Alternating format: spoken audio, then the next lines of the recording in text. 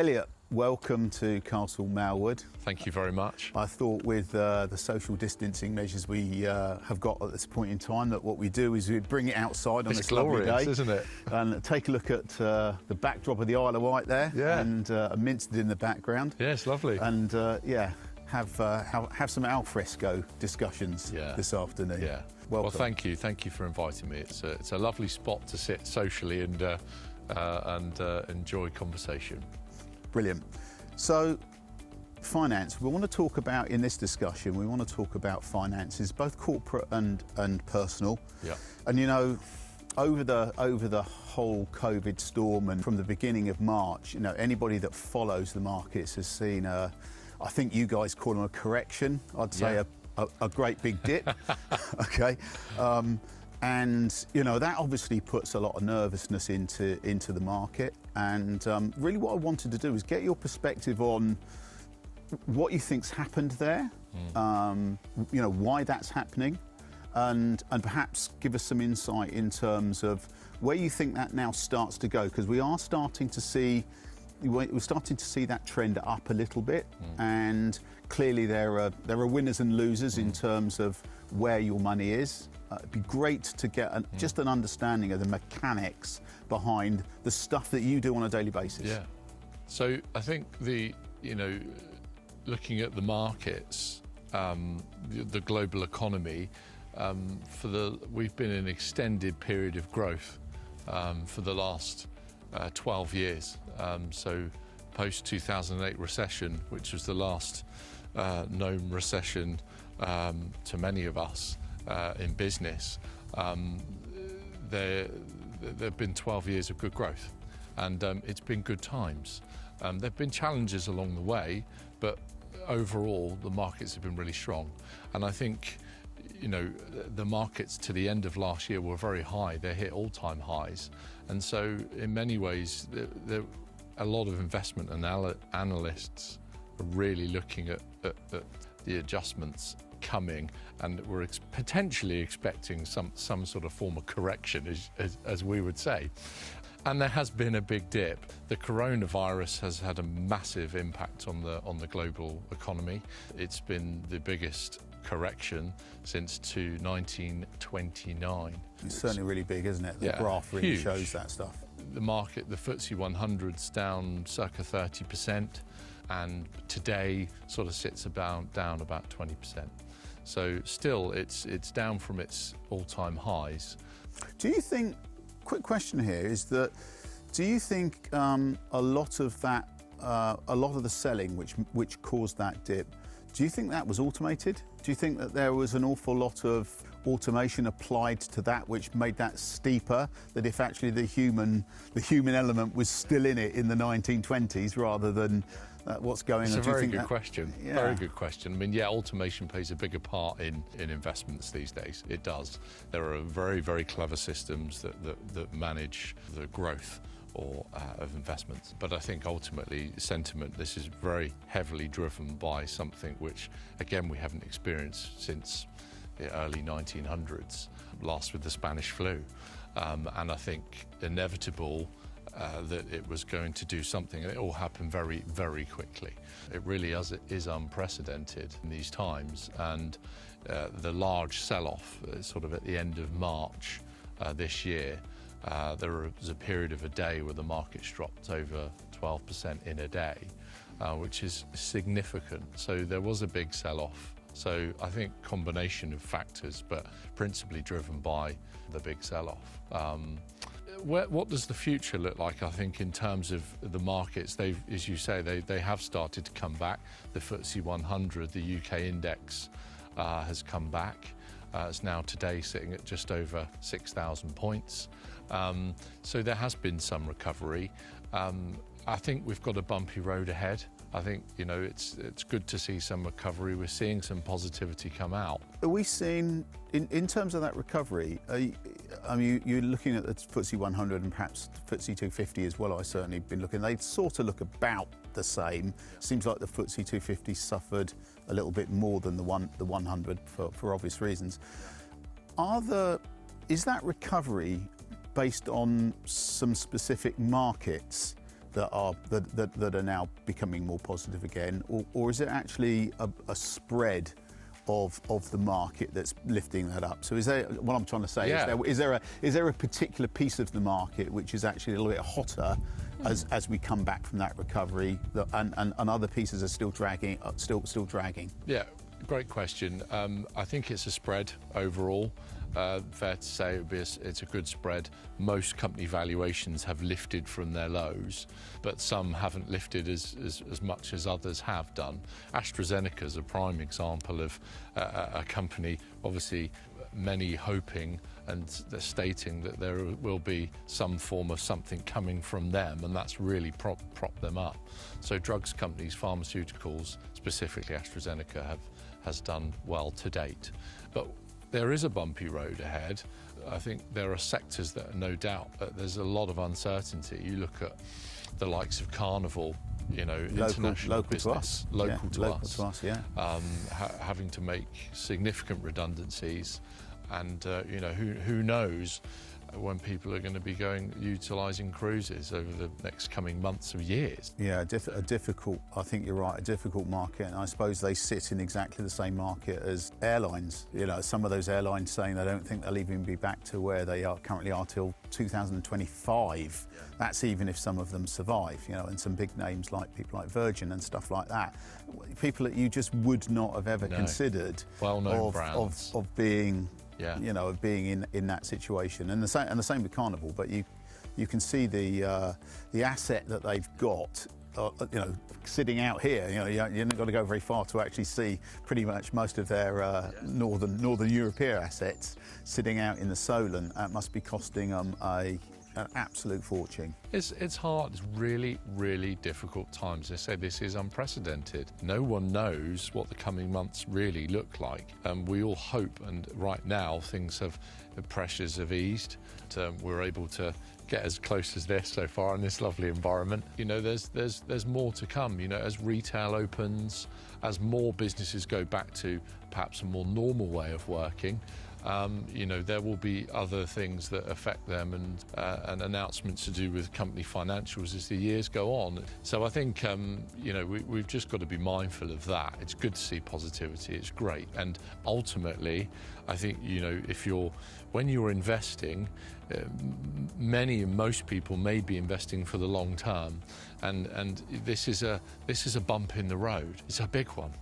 But depending whether you're invested in a pension or and it's for your long-term, your future, it's just finding that right home that's going to give you the best. I want to come back and talk a bit more detail about where and how and the propensity that you see people in terms of investing and what they're doing in this time. You go out and you see lots of personal people and you see lots of businesses. I know that Christopher Jones is working in both the corporate and the private markets in that respect. In the local southern area, obviously important to all of us in terms of that's where our businesses are. Yeah. What do you see as the sentiment from a business perspective, from a business owner perspective? Do you see them claw back the money and draw up the shutters, or do you actually see, as you say, some positivity? We're trying to, we're out there being massively positive. We're lucky in terms of the type of business that we're in, and the type of clients, international clients that we've got. I'm mindful of the fact that there are lots and lots of businesses that are not in such a lucky position as Vissensa's in, and it's really important to try and provide some sort of positivity to those people in terms of where their business can go and how there are other organisations out there in the local area that can help them. So what do you see quite a bit of that. You see a real cross section. Yeah, I mean, what do you find? I come from an entrepreneurial background and a financial advisor today, but have run businesses historically, and I've been on that roller coaster ride. Still own a managed business.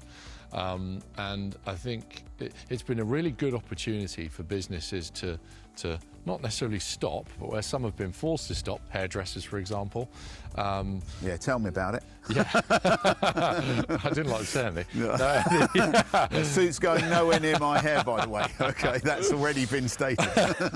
And I think it's really good time to stop and reflect. and just review their businesses and think, where are we? What have we done? What have we achieved? And where do we want to go? I think there's a lot of positivity out there. Many businesses that I'm speaking to are really seizing this as an opportunity to communicate potentially with different markets, but also look at their business in terms of how it's viewed, what they've done and where they want to go, and their systems, their structure, their infrastructure.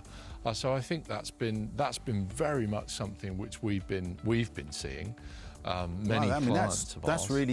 That's really interesting. I wasn't expecting to hear that. What I wasn't expecting to hear, there was clearly what you're seeing businesses almost put a reset button and replan, almost take the good pieces out of what they're currently doing and looking at how they can improve whilst looking at what the new landscape looks like. Is that what you're telling me? Absolutely. And absolutely that. And I think going back to a financial point, I think, with the fiscal stimulus that the government's put in place, and the opportunities there are to borrow money to support businesses that need it and where it's available, I think that's been really important to grasp that. And we've seen lots of businesses taking those loans. Bit of controversy here. Do you think that's been fast enough? Do you think that it's... Yeah, I know I'm dragging you into a bit of controversy here, but... I've been personally really, really impressed with the bounce back loan. I mean, that has been I got to say fantastic. that was incredibly well executed. Brilliant. I think the first phase. Yeah, the CBIL coronavirus business intervention. They could have named it something a bit shorter. Absolutely right. Okay. I think you're right. I think that the first phase of this, things didn't come as quickly as people would like. Yeah. And I think some of the questions were just completely bizarre. Yeah. We saw people on LinkedIn saying you were being asked by the bank for a business plan, a 3-year business plan. Yeah. And a cash flow forecast. Yeah. And you sort of go, okay. Well, right, you're absolutely right. And I think, people are in a state of shock, I think, many businesses, and they're just sort of rallying around to do the best they can for their team, their immediate staff, and themselves as business owners to be sustainable, and is the last thing they needed. I think certainly more recently, actually, I think that things have improved. Things have settled generally overall, and people are wanting to move forward. There's no doubt about it. There are unfortunately still sectors that are suffering, but there are plenty more and plenty of other opportunities out there available which people will be seizing. And I think it's just about keeping going and keeping strong. That's really important. Yeah, and I think one of the things that we are starting to see is that I think there is a new mood in terms of how B2B are enacting things with each other. I think there's a much more, can I say it's a bit more calmer? I think there's a bit more humility in people doing business. I think that people doing business with people has become a real high point. It never really went away, but I think that people are starting to re-understand having trusted networks and people that they can rely on, and having just people that will do good business with them is really coming to the fore. And I think that it started right at the very beginning where quite a lot of aggressive companies, the first thing they did was they went for give us the money you owe us, your terms are now zero, and all this sort of stuff, which and anybody that, as you quite rightly said, look at the long game, you immediately say pretty arrogant type of behaviour, maybe human, maybe understandable, maybe. Or not, as the case may be. But I think actually that's a little test marker in the sand for people to go, in the future I can sort of see if the chips are down, there's not much humility there, and I think it's really important. I've certainly experienced so much of that sort of strengthen networks existing and developing new relationships as well through digital technology, actually, interestingly, and I think that's been fantastic. I mean, Microsoft Teams I haven't used as much. Yeah, let's talk about that. So in this new world, your entire day job was about going out, pressing the flesh, looking somebody in the eye, sitting across the table, Yeah. showing them stuff which was generally paper-based. Yeah. Okay, even though it came off computers in the first place. Yeah.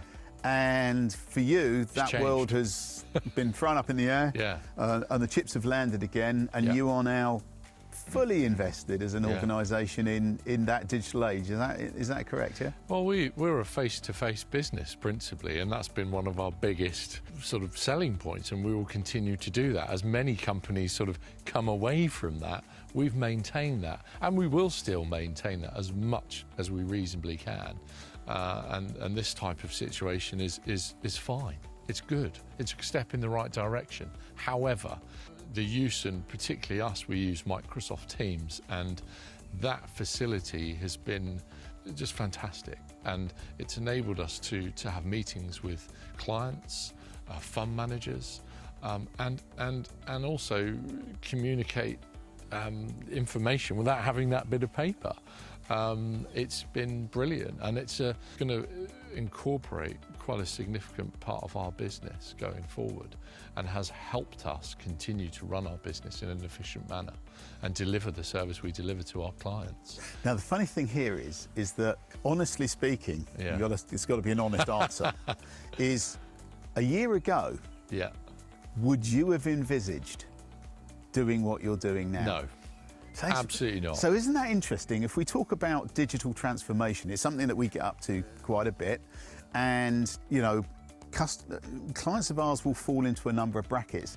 There are the disbelievers Yeah. that are really stuck. Yeah. Okay, and that's fine to be stuck. By the way, I'm not making a judgment there. And then there are people that are on a journey, and there are people that have gone to that journey.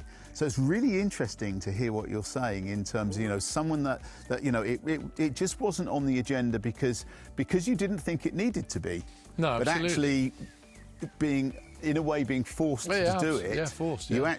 it becomes the agenda, and actually. Well, I think as you say, there are many people which will just park it, and we sort of, as a business, we're face to face. We go and see our clients, we take the time to see them.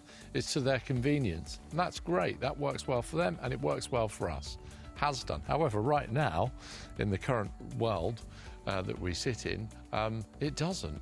And we were forced to utilise digital communications, but I think also you've got to embrace these things as well, and I believe we did, and we've done it to the best of our ability, and we're doing so much more of that, and I think that's really important, and they do make and they will shape the next part of our future. Yeah. For all of our businesses. Yeah, no, I absolutely agree. And Really for me, the only concern I have with a lot of companies, no, certainly not Christopher Jones, but for a lot of companies, they've made that step and they've realised that this is a great new way of working. But what they've done is they've missed out a couple of steps along the way. One is that they may have missed out the collaboration piece. So it's great to be talking online and stuff like that, but actually, are you actually collaborating with your data? Are you securing stuff properly? Are you securing your meetings properly? There's a whole bunch of stuff going on there, which is that we're doing another blog on.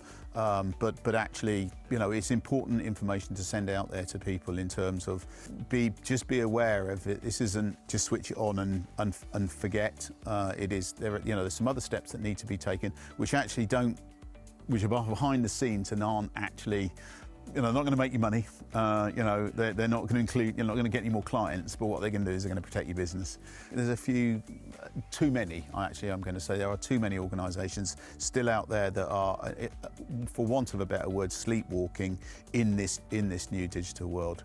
But look, today wasn't about technology, although it's great. Honestly, your story is brilliant because honestly, it actually shows an organisation that actually moved from A to Z in terms of that journey, and it's a brilliant model. And the bottom line is, without technology right now, those technologies, we wouldn't have been able to run our business in any way, shape, or form as efficiently as we have.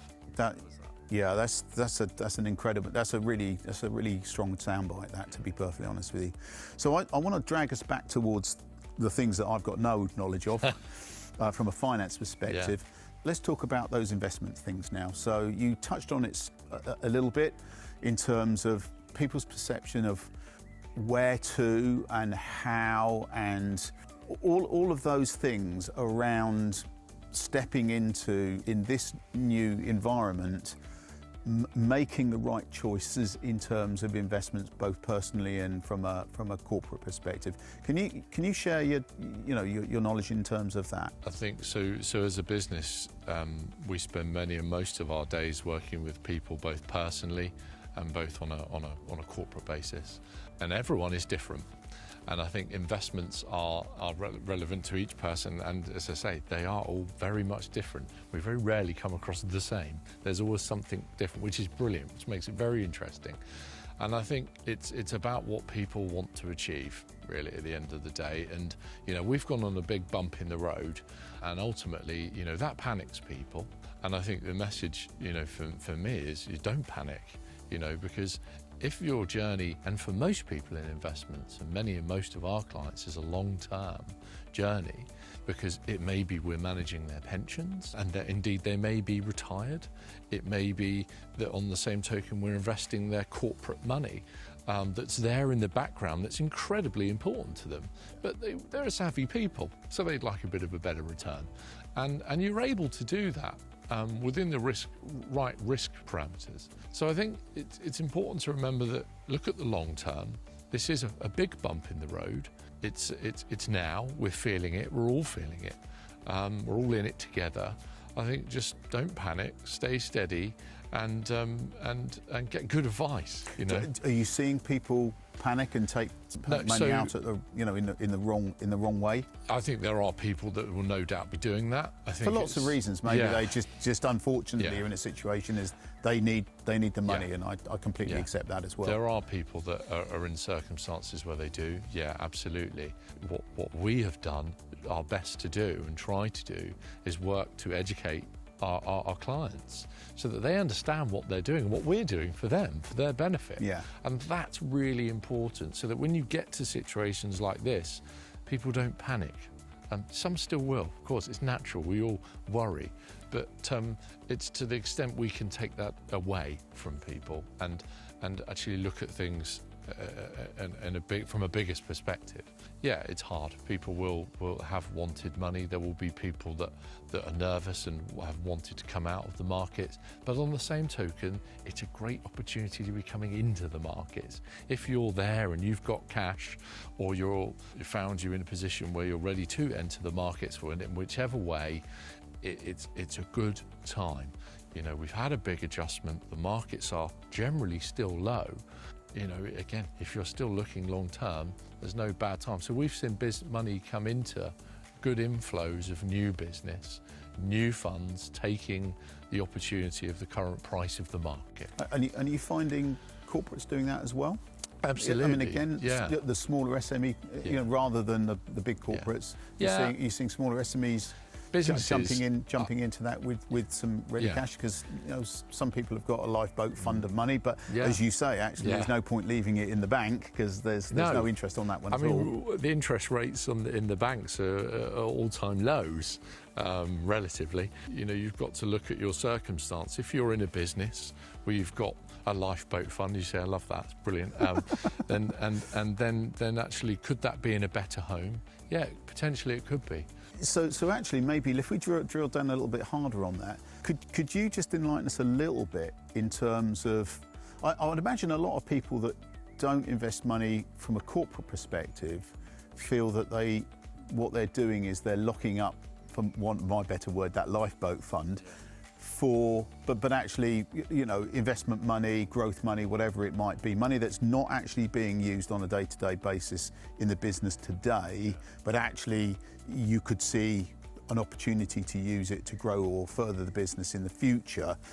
You want some sort of return, but actually they hold back from that because they think it's not that available or accessible. Yeah, talk about that, because certainly I think I was there at one point. Oh, massively. I think it's a very, very interesting subject, and I think that people look at wealth management, financial planning, whatever you want to call it, they look at it and they go, well, actually, they think personally.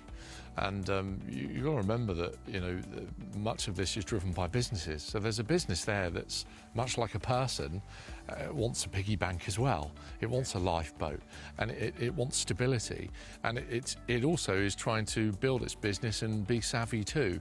And it wants that money to work hard. So do you still leave it in the bank? So all you've got is, actually, there are opportunities for businesses that have got money sat there, which is sat currently today in a bank account, that actually you can put into the likes of a corporate bond.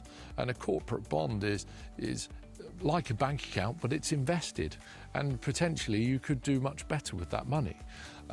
There is risk associated, and I think that's probably, there's two things. I think people don't understand it's there enough, and it's a really, something we try and educate as much as possible to our clients that are owner-manager businesses. I think that, that to understand the risk, because, there are different risk categories that exist as well. And there are still good returns to be had out there.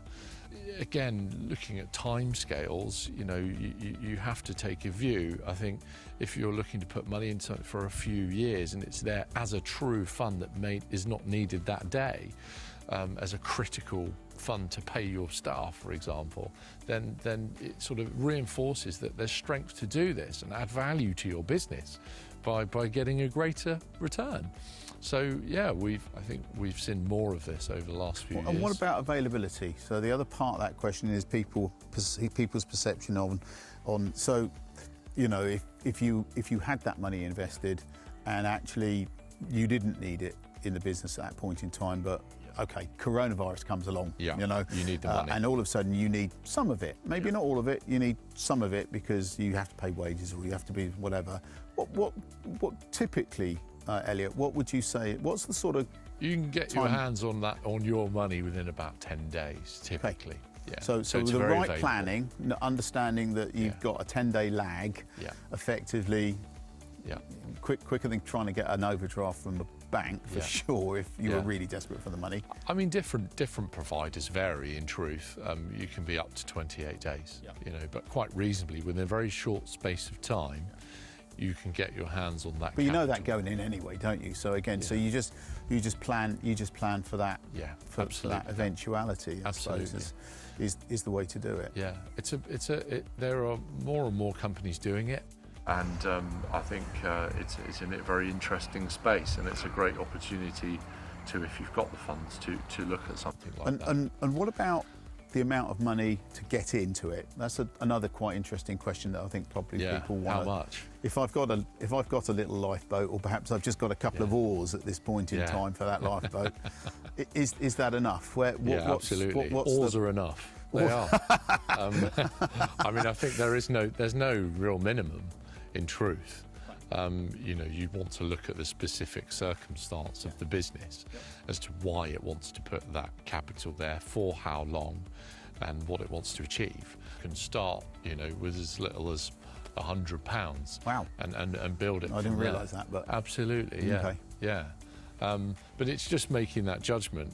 I think typical circumstances, you'd find there are pots of money that have grown over time, and which people have gone, I still haven't used this. Yeah. I still haven't used this. Yeah. What a lovely problem to have. Yeah.